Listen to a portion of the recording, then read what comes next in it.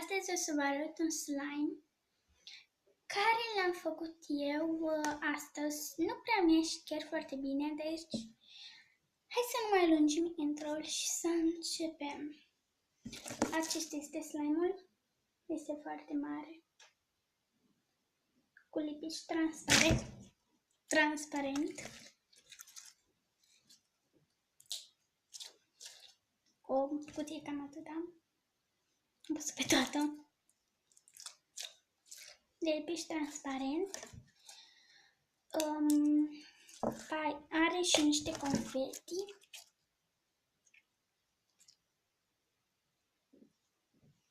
Și culoare mov.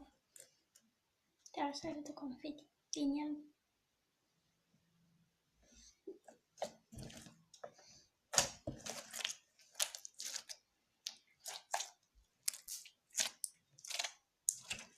Ok, haideți să vi-l arăt. Stați un pic.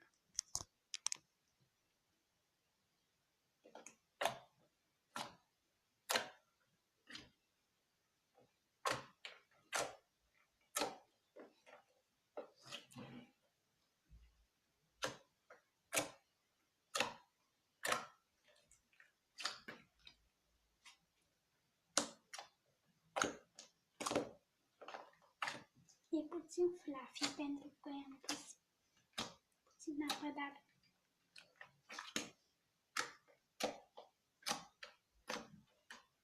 totuși nu știu de ce e cam tare, pentru că i-am pus și apă și nu i-am pus foarte multă.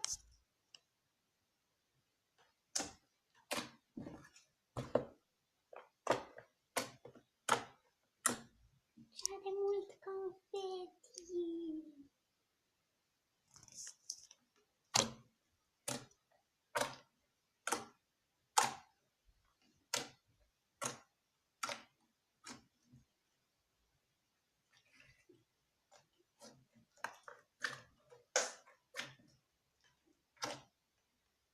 Cel mai mare slime făcut de-al meu.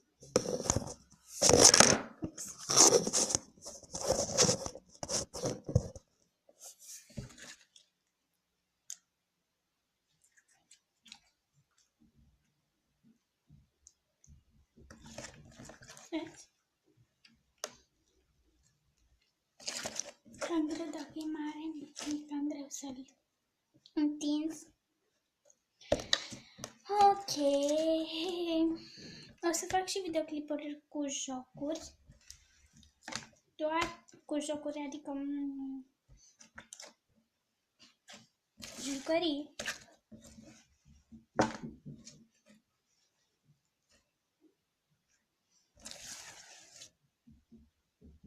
Se întinde de...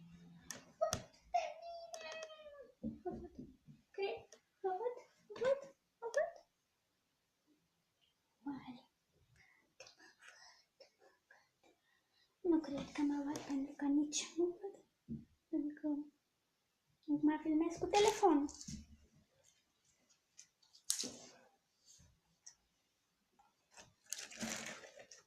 Camera e la încărcat. Hai, cartul, dați-mă. Pelon. Se vede? Se vede? Se vede? Nu.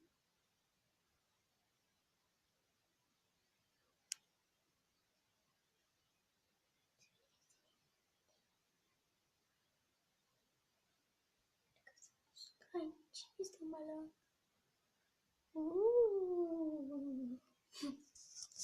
Hai să...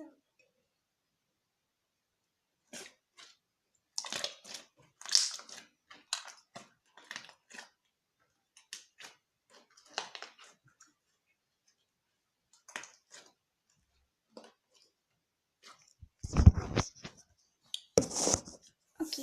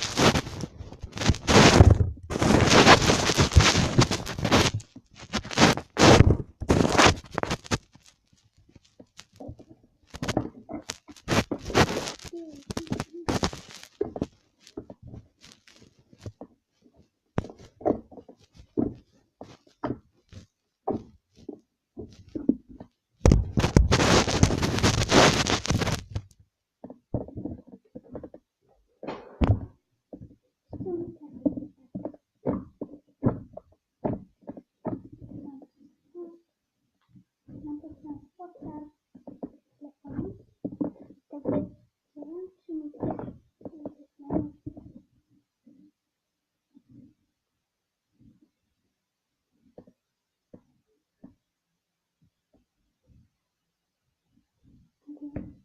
am cerut câteodată.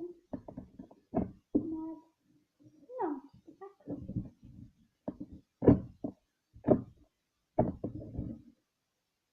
I-am pus și niște esențe care miroase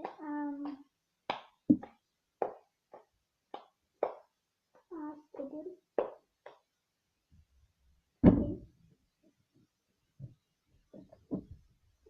Ok, cam atât a fost pentru videoclipul de astăzi. Nu uitați să vă abonați la Clap Hotel, să dați like,